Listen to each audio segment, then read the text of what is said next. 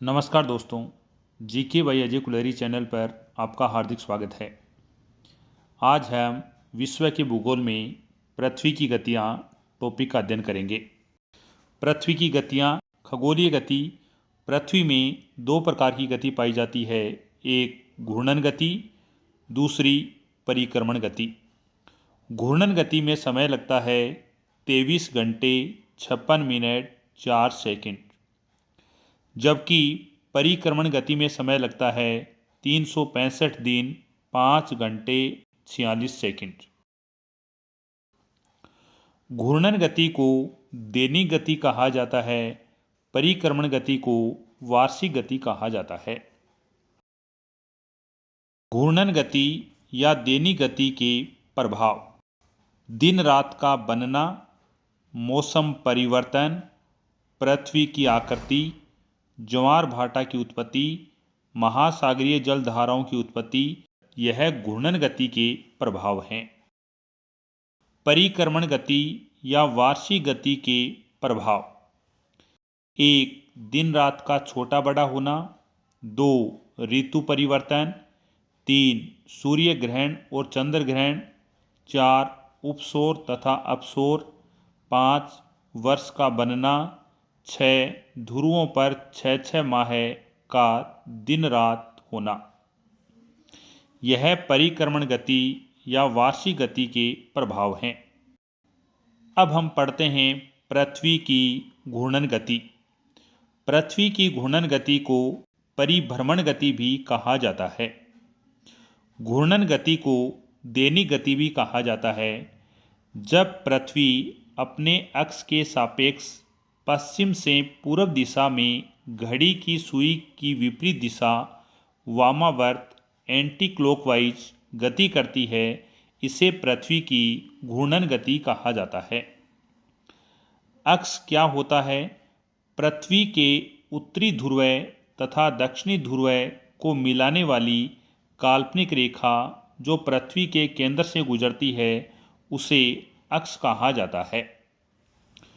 पृथ्वी की घूर्णन गति: भूमध्य रेखा पर पृथ्वी की घूर्णन गति सर्वाधिक होती है, 1667 किलोमीटर प्रति घंटा होती है।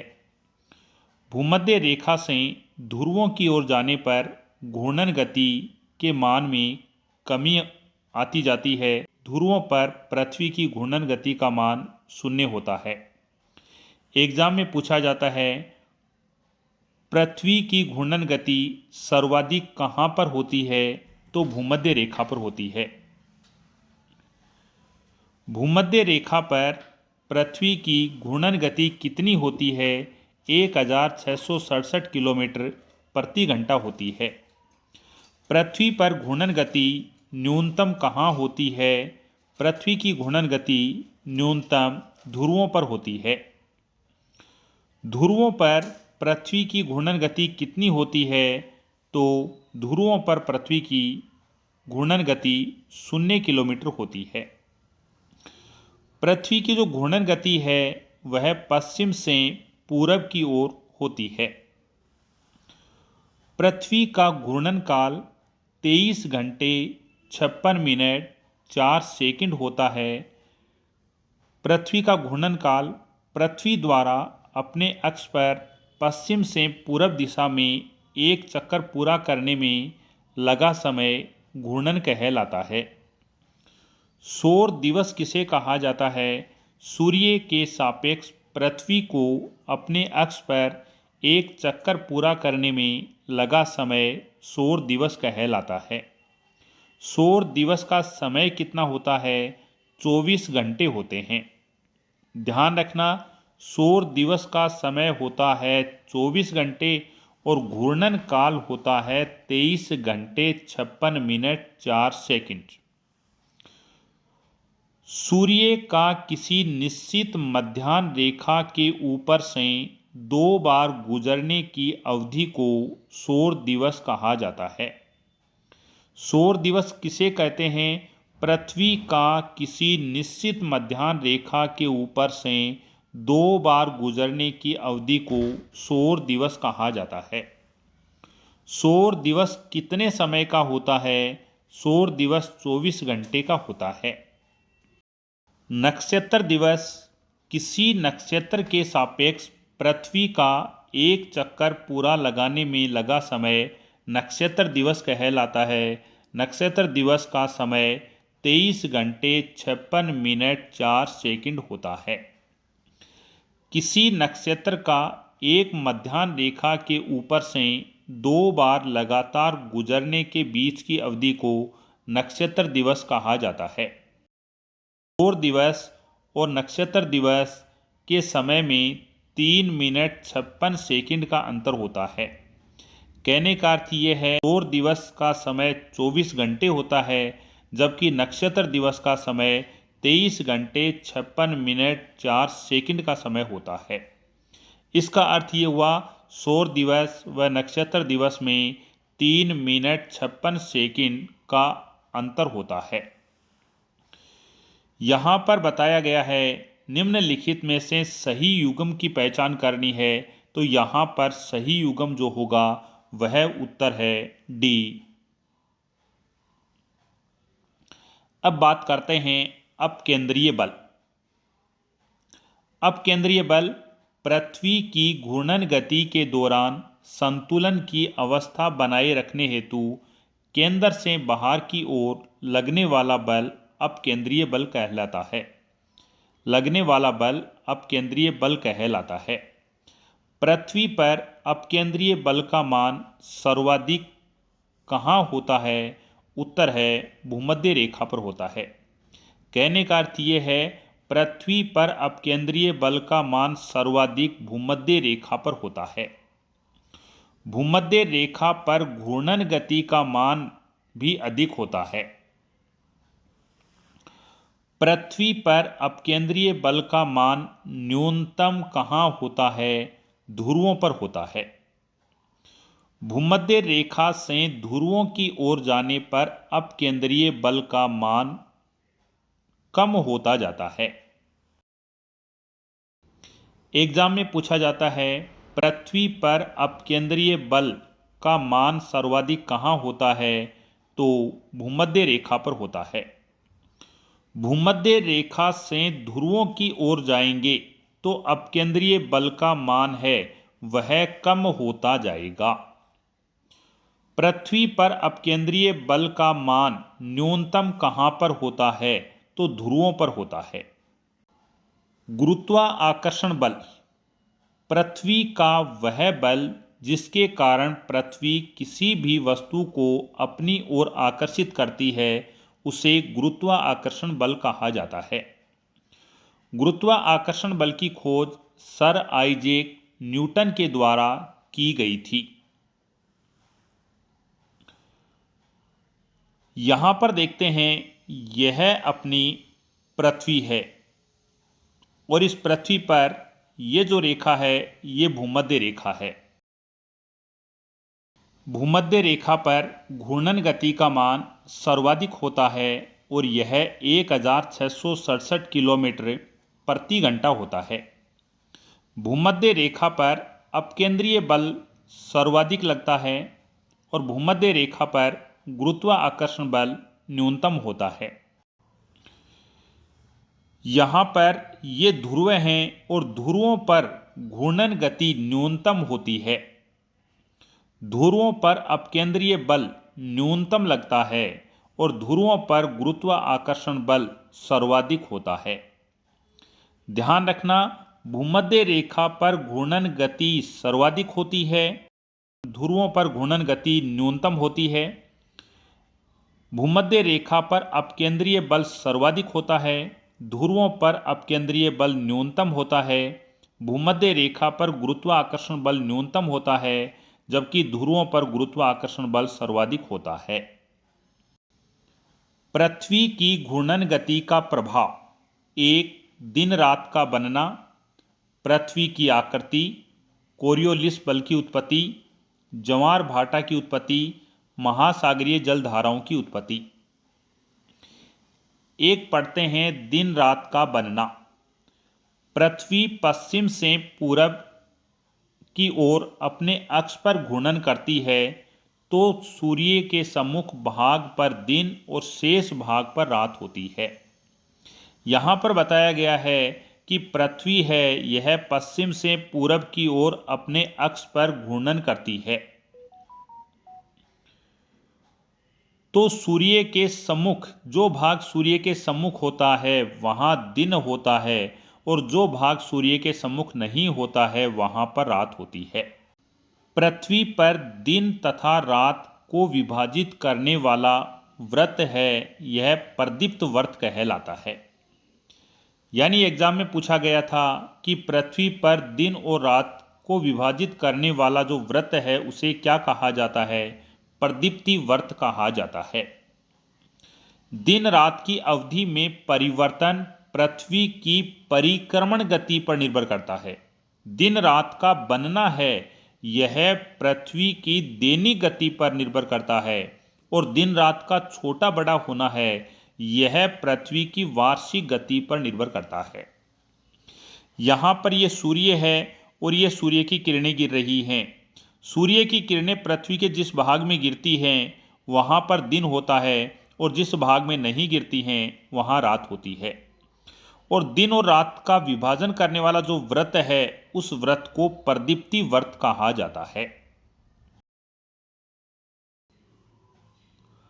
पृथ्वी पर सूर्य सदैव पूर्व दिशा में उदय तथा पश्चिम दिशा में अस्त होता हुआ दिखाई देता है। निम्नलिखित उत्तरदायी कारण हैं पृथ्वी की वामावर्त परिभ्रमण गति। पृथ्वी की जो घूर्णन गति है वह पश्चिम से पूरब की ओर होती है।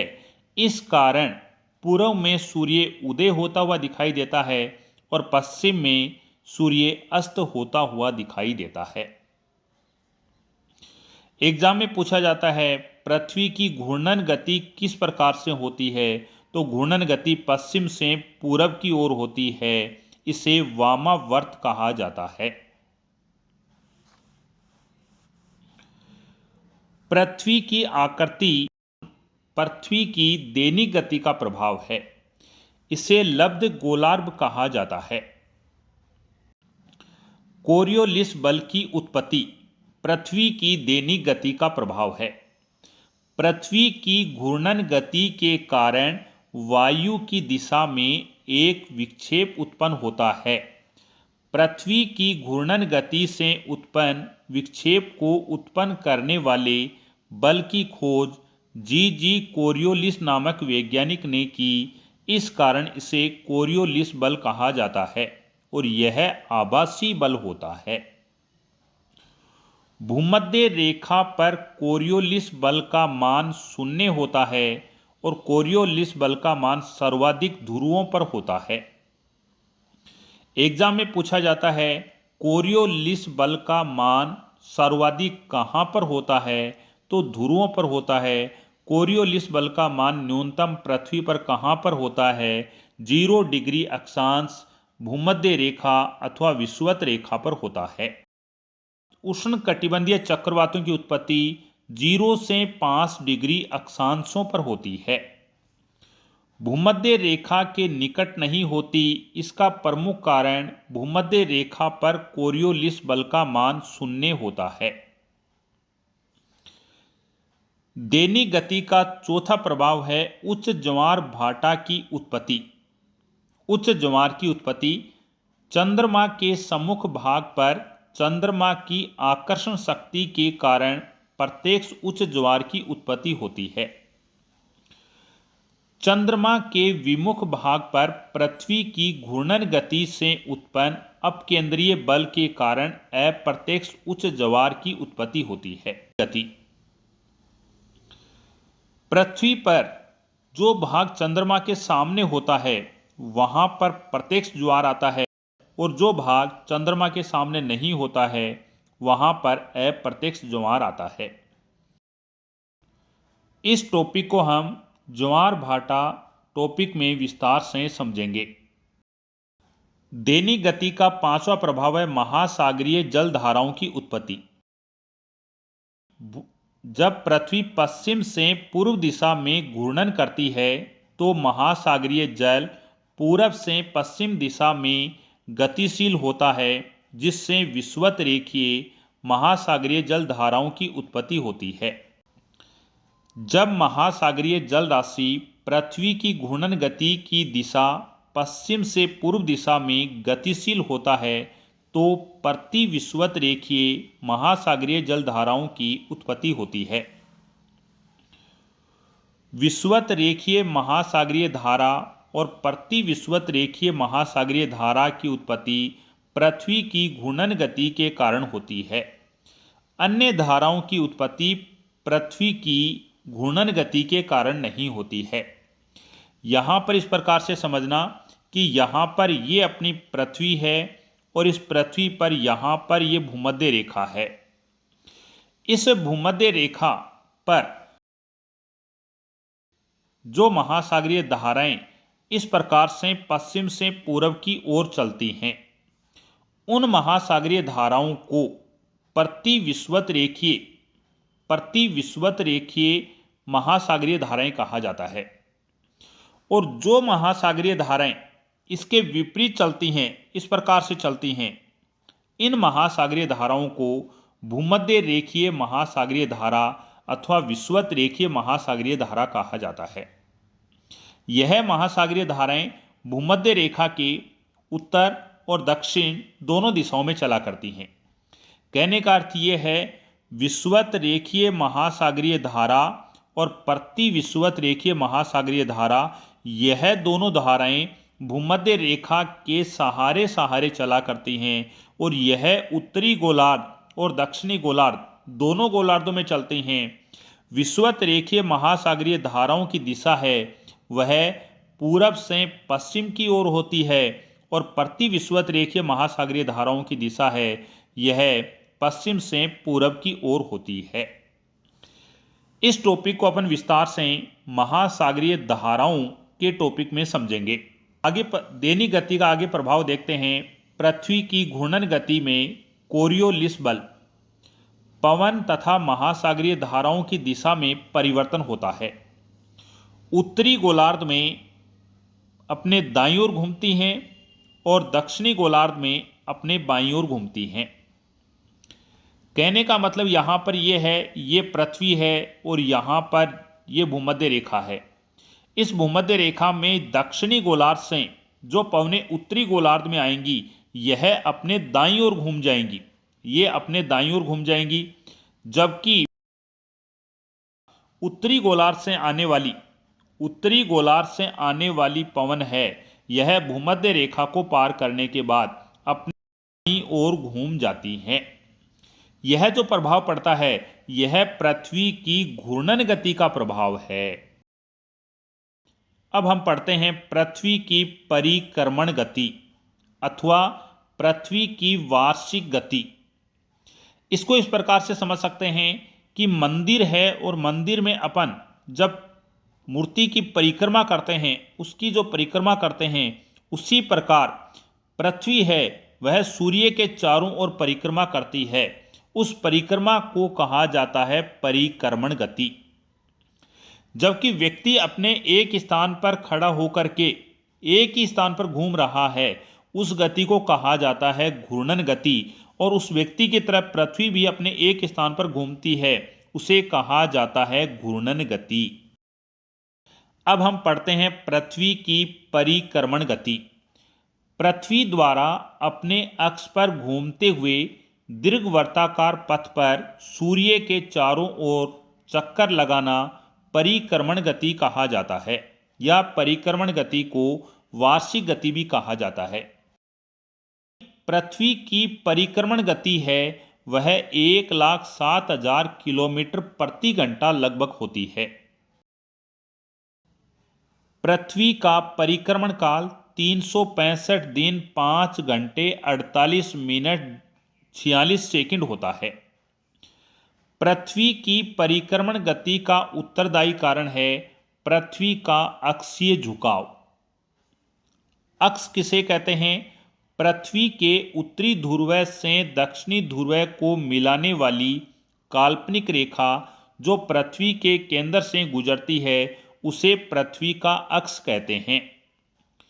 पृथ्वी का अक्षीय झुकाव है वह 23.5 डिग्री होता है, जबकि पृथ्वी का जो कक्षीय झुकाव है वह 66.5 डिग्री होता है। यहां पर अपन देखें, यह पृथ्वी का अक्ष है और यह पृथ्वी का कक्ष है। यहां पर पृथ्वी का अक्षीय झुकाव है वह 23.5 डिग्री है, जबकि पृथ्वी का जो कक्षीय झुकाव है वह 66.5 डिग्री है। यदि पृथ्वी अपने अक्ष पर झुकी हुई नहीं होती तो निम्न में से कौन सा प्रभाव दृष्टिगोचर नहीं होता? 1. दिन रात का बनना, बी. दिन रात की अवधि में अंतर, सी. अप्रत्यक्ष ज्वार भाटा, डी. महासागरीय जलधाराओं की उत्पत्ति। यहां अपना उत्तर है बी. दिन रात की अवधि में अंतर। यदि पृथ्वी झुकी हुई नहीं रहती तो पृथ्वी में दिन रात की अवधि में अंतर नहीं आता। यदि पृथ्वी का अक्षीय झुकाव नहीं होता तो पृथ्वी के चारों ओर चक्कर नहीं लगाती। इसका अर्थ है पृथ्वी की केवल घूर्णन गति होती परंतु परिक्रमण गति नहीं होती। यदि पृथ्वी सूर्य के चारों ओर वर्ताकार पथ पर चक्कर लगाती तो निम्न में से कौन सा प्रभाव दृष्टिगोचर होता? 1. वर्ष का बनना, बी. ऋतु परिवर्तन, सी. दिन रात की अवधि में अंतर, डी. उपसौर अपसौर की स्थिति। उत्तर है ए. वर्ष का बनना। यदि पृथ्वी सूर्य के चारों ओर वृत्ताकार पथ पर चक्कर लगाती तो वर्ष का बनना दृष्टिगोचर होता। यहां पर बताया गया है पृथ्वी दीर्घवृत्ताकार पथ पर चक्कर लगाती है। यदि पृथ्वी वर्ताकार चक्कर लगाती तो वर्ताकार पथ पर पृथ्वी चक्कर लगाती तो उसका एक ही प्रभाव होता और वह प्रभाव होता वर्ष का बनना। परंतु पृथ्वी दीर्घवृत्ताकार पथ पर चक्कर लगाती है, इसके प्रभाव बनते हैं 1. वर्ष का बनना, 2. ऋतु परिवर्तन, 3. दिन रात की अवधि में अंतर, 4. उपसौर तथा अपसौर की स्थिति, 5. सूर्य ग्रहण व चंद्र ग्रहण। यह पृथ्वी की वार्षिक गति का प्रभाव है और वार्षिक गति में भी दीर्घवृत्ताकार पथ पर पृथ्वी चक्कर लगाती है, इस कारण ये प्रभाव पड़ते हैं। पृथ्वी की परिक्रमण गति के प्रभाव अपन ने देखे, वर्ष का बनना, ऋतु परिवर्तन, दिन रात की अवधि में अंतर, उपसौर तथा अपसौर की स्थिति, सूर्य का सीधा और तिरछा चमकना, ज्वार भाटा, सूर्य ग्रहण चंद्र ग्रहण और ध्रुवों पर 6 माह का दिन और 6 माह की रात। यह पृथ्वी का परिक्रमण गति का प्रभाव है। ध्यान रखना, ज्वार भाटा है यह पृथ्वी की दैनिक गति का प्रभाव भी है और पृथ्वी की वार्षिक गति का प्रभाव भी है। वर्ष का बनना, जब पृथ्वी सूर्य के चारों ओर दीर्घवृत्ताकार पथ पर एक चक्कर पूरा करती है तो इसे पृथ्वी का परिक्रमण काल कहा जाता है। पृथ्वी का सामान्य वर्ष है वह 365 दिन का होता है और पृथ्वी का अधिवर्ष या लीफ वर्ष है वह 366 दिन का होता है। सामान्य वर्ष में फरवरी माह है वह 28 दिन का होगा, जबकि अधिवर्ष या लीफ वर्ष में फरवरी 29 दिन की होगी। सामान्य वर्ष वह वर्ष जिसमें 4 का पूरा पूरा भाग नहीं जाता है उसे सामान्य वर्ष कहा जाता है, जबकि जिसमें 4 का पूरा पूरा भाग जाता है वह लीप वर्ष कहलाता है। और लीप शताब्दी होगी उसमें 400 का पूरा पूरा भाग जाएगा। वर्ष 2100 सामान्य वर्ष है क्योंकि इसमें 400 का पूरा पूरा भाग नहीं जाता है। निम्नलिखित में से कौन सा अधिवर्ष या लीप वर्ष है? ए 2100, बी 2022, सी 2028, सी 2026। उत्तर है 2028। पृथ्वी की परिक्रमण गति के कारण वर्ष का निर्माण होता है, इस कारण इसे वार्षिक गति कहा जाता है। पृथ्वी का झुकाव 23.5 डिग्री नहीं होता तो पृथ्वी पर दिन रात की अवधि बराबर होती। पृथ्वी अपने अक्ष पर 23.5 डिग्री झुकी हुई है, जिसके कारण दिन रात की अवधि बराबर नहीं होती है। पृथ्वी अपने अक्षीय झुकाव के कारण दिन रात की अवधि में अंतर होता है। यहां पर यह बताया गया है कि पृथ्वी का जो झुकाव है वह 23.5 डिग्री है, इस कारण दिन रात की अवधि में अंतर आता है। पृथ्वी और सूर्य के मध्य औसत दूरी है वह 14.98 करोड़ किलोमीटर है।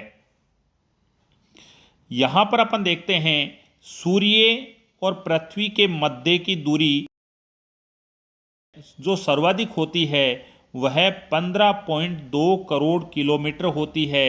इस स्थिति को अपसोर कहा जाता है और यह 4 जुलाई को होती है। और जब सूर्य और पृथ्वी के मध्य की दूरी न्यूनतम होती है उस स्थिति को उपसौर कहा जाता है और उपसौर की स्थिति 3 जनवरी को होती है। उपसौर की स्थिति कब होती है? 3 जनवरी को। अपसौर की स्थिति कब होती है? 4 जुलाई को। उपसौर की स्थिति में सूर्य और पृथ्वी के मध्य की दूरी है वह सर्वाधिक होती है और उपसौर में पृथ्वी और सूर्य के मध्य की दूरी है वह न्यूनतम होती है। और पृथ्वी है वह अपने दीर्घवृत्ताकार पथ पर सूर्य के चारों ओर चक्कर लगाती है। उपसौर वह खगोलीय घटना जब सूर्य पृथ्वी के सर्वाधिक निकट स्थित होता है उसे उपसौर कहा जाता है। उपसौर की स्थिति 3 जनवरी को होती है। उपसौर की स्थिति में पृथ्वी तथा सूर्य के मध्य की दूरी 14.7 करोड़ किलोमीटर होती है। उपसौर की स्थिति वह खगोलीय घटना जब पृथ्वी सूर्य से सर्वाधिक दूर स्थित होती है उसे अपसौर कहा जाता है। अपसौर की घटना 4 जुलाई को होती है। अपसौर की स्थिति में पृथ्वी तथा सूर्य के मध्य की दूरी 15.2 करोड़ किलोमीटर होती है। अब पढ़ते हैं अयनांत। वे तिथियां जब दिन रात की अवधि सर्वाधिक अंतर होता है इसे अयनांत कहा जाता है। विषुव वे तिथियां जब दोनों गोलार्धों में उत्तरी गोलार्ध व दक्षिणी गोलार्ध में दिन रात की अवधि समान होती है उस स्थिति को विषुव कहा जाता है। अयनांत 2 प्रकार के होते हैं, एक करक संक्रांति और मकर संक्रांति। मकर संक्रांति को शीत अयनांत कहा जाता है और करक संक्रांति को ग्रीष्म अयनांत कहा जाता है। विषुव 2 प्रकार के होते हैं, एक बसंत विषुव, दूसरा शरद विषुव। अब पढ़ते हैं अपन ग्रीष्म अयनांत। ग्रीष्म अयनांत को करक संक्रांति भी कहा जाता है। वह खगोलीय घटना जब सूर्य करक रेखा पर सीधा या लंबवत चमकता है इसे ग्रीष्म अयनांत या करक संक्रांति कहा जाता है। ग्रीष्म अयनांत या करक संक्रांति 21 जून को होती है। ग्रीष्म अयनांत का प्रभाव पड़ता है उत्तरी गोलार्ध में ग्रीष्म ऋतु होगी और दक्षिणी गोलार्ध में शीत ऋतु होगी। उत्तरी गोलार्ध में दिन बड़ा रात छोटी होगी जबकि दक्षिणी गोलार्ध में सबसे छोटा दिन और सबसे बड़ी रात होगी। यह ग्रीष्म अयनांत की स्थिति है। अब पढ़ते हैं शीत अयनांत। मकर संक्रांति वह खगोलीय घटना या स्थिति जब सूर्य दक्षिणी गोलार्ध में मकर रेखा 23.5 डिग्री दक्षिणी अक्षांश रेखा पर सीधा या लंबवत चमकता है तो उसे शीत अयनांत या मकर संक्रांति कहा जाता है। शीत अयनांत या मकर संक्रांति की घटना 22 दिसंबर को होती है। मकर संक्रांति या शीत अयनांत के प्रभाव हैं उत्तरी गोलार्ध में शीत ऋतु होगी जबकि दक्षिणी गोलार्ध में ग्रीष्म ऋतु होगी। मकर संक्रांति या शीत अयनांत के समय उत्तरी गोलार्ध में सबसे बड़ी रात और सबसे छोटा दिन होगा, जबकि दक्षिणी गोलार्ध में सबसे बड़ा दिन और सबसे छोटी रात होगी। राजस्थान में बांसवाड़ा में कर्क रेखा पर सर्वाधिक लंबी परछाई 22 दिसंबर को मकर संक्रांति को दिखाई देगी, जबकि राजस्थान में बांसवाड़ा में अथवा कर्क रेखा पर सबसे छोटी परछाई है वह 21 जून या कर्क संक्रांति को दिखाई देगी। यहाँ पर बताया गया है यह सूर्य है, यहाँ पर बसंत विषुव की स्थिति बनती है, यहाँ शरद विषुव की स्थिति बनती है, यह दक्षिणायन में सूर्य जा रहा है और यहाँ उत्तरायण की स्थिति है। अब पढ़ते हैं बसंत विषुव। वह खगोलीय स्थिति जब सूर्य उत्तरायण से भूमध्य रेखा पर सीधा या लंबवत चमकता है, उस स्थिति को बसंत विषुव कहा जाता है। बसंत विषुव की स्थिति 21 मार्च को होती है। बसंत विषुव 21 मार्च को संपूर्ण पृथ्वी पर दिन रात की अवधि है वह समान होती है, यानी सूर्य 22 दिसंबर को शीत अयनांत या मकर रेखा पर सीधा चमकता है और वहां से उत्तरायण होता है, और 21 मार्च को सूर्य भूमध्य रेखा पर सीधा चमकता है। उस स्थिति को बसंत विषुव कहा जाता है। इसके बाद देखते हैं शरद विषुव की स्थिति। वह खगोलीय स्थिति जब सूर्य दक्षिणायन से भूमध्य रेखा पर सीधा लंबवत चमकता है, शरद विषुव कहलाता है। शरद विषुव 23 सितंबर को होता है और विश्व में दिन रात की अवधि समान होती है। 21 जून को सूर्य कर्क रेखा पर सीधा चमकता है, इसे कर्क संक्रांति कहा जाता है। उसके बाद में सूर्य भूमध्य रेखा की ओर जाता है और 23 सितंबर को भूमध्य रेखा पर सीधा चमकता है, इसे शरद विषुव कहा जाता है। जबकि 22 दिसंबर को सूर्य मकर रेखा पर सीधा चमकता है, इसे मकर संक्रांति कहा जाता है।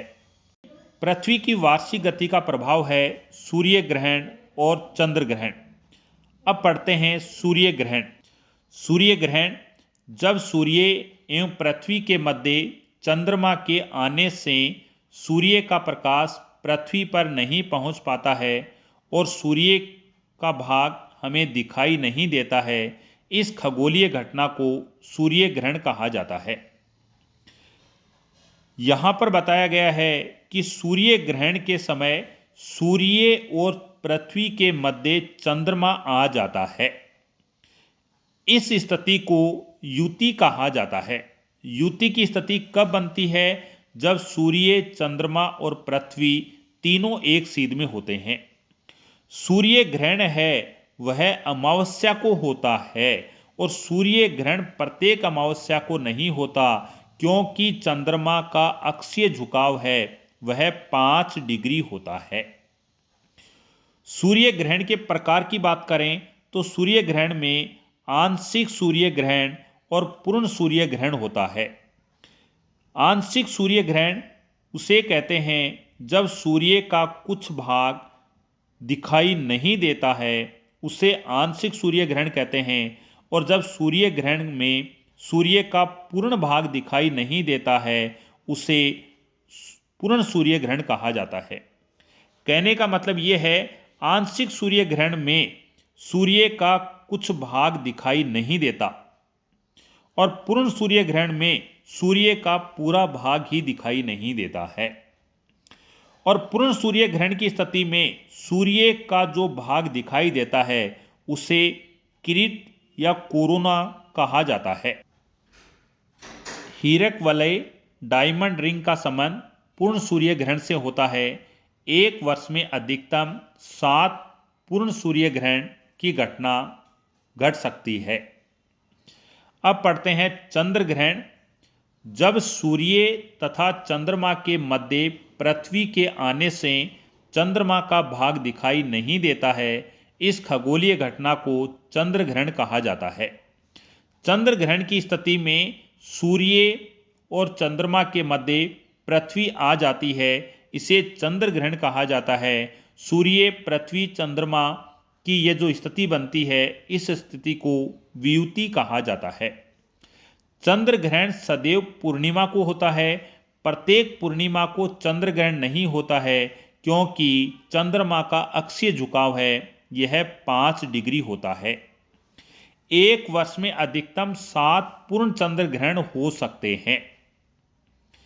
सिजिकी किसे कहा जाता है? सूर्य, चंद्रमा, पृथ्वी की एक रेखा में जो स्थिति होती है उसे सिजिकी कहा जाता है। यानी युति और वियुति की जो स्थिति बनती है, इसे सिजिकी कहा जाता है। भूमध्य रेखा पर दिन रात की अवधि समान होती है। इसका कारण भूमध्य रेखा पर पृथ्वी का अक्षीय झुकाव है, वह शून्य होता है। भूमध्य रेखा पर पृथ्वी का अक्षीय झुकाव शून्य होता है। इस कारण भूमध्य रेखा पर दिन रात की अवधि है वह समान होती है। पृथ्वी का अक्षीय झुकाव भूमध्य रेखा पर शून्य होता है और पृथ्वी का अक्षीय झुकाव ध्रुवों पर 23.5 डिग्री होता है। 66.5 डिग्री अक्षांश पर दिन की अवधि है वह 24 घंटे की होती है और ध्रुवों पर दिन की अवधि है वह 6 माह की होती है। उत्तरी ध्रुव पर दिन होगा 21 मार्च से 23 सितंबर तक और उत्तरी ध्रुव पर रात होगी 23 सितंबर से लेकर 21 मार्च तक। उत्तरी ध्रुव बिंदुवत होता है और पूर्व तथा पश्चिम दिशा में नहीं होता है। इस अर्धरात्रि के सूर्योदय का देश नॉर्वे को कहा जाता है। पृथ्वी को नीला ग्रह कहा जाता है। पृथ्वी के 71% भाग पर जल है और 29% भाग पर स्थल है। पृथ्वी को अंतरिक्ष से देखने पर नीले रंग की दिखाई देती है। पृथ्वी के चारों ओर स्थित वायुमंडल के कारण पृथ्वी नीले रंग की दिखाई देती है। पृथ्वी के चारों ओर वायुमंडल में पाए जाने वाले धूल के कणों के कारण प्रकाश के प्रकीर्ण की घटना होती है। इस कारण पृथ्वी नीले रंग की दिखाई देती है। आकाश हमें नीला दिखाई देता है प्रकाश के प्रकीर्ण के कारण। अंतरिक्ष यात्री को आकाश कैसा दिखाई देता है? तो आकाश काला दिखाई देता है। अंतरिक्ष यात्री को आकाश काला दिखाई देगा। यदि पृथ्वी के चारों ओर वायुमंडल नहीं होता तो अंतरिक्ष यात्री को पृथ्वी कैसी दिखाई देती? तो पृथ्वी काले रंग की दिखाई देती। यदि पृथ्वी के चारों ओर वायुमंडल नहीं होता तो अंतरिक्ष यात्री को पृथ्वी है वह काले रंग की दिखाई देती। पृथ्वी को जैविक ग्रह की संज्ञा दी गई है क्योंकि पृथ्वी पर जीवन संभव है।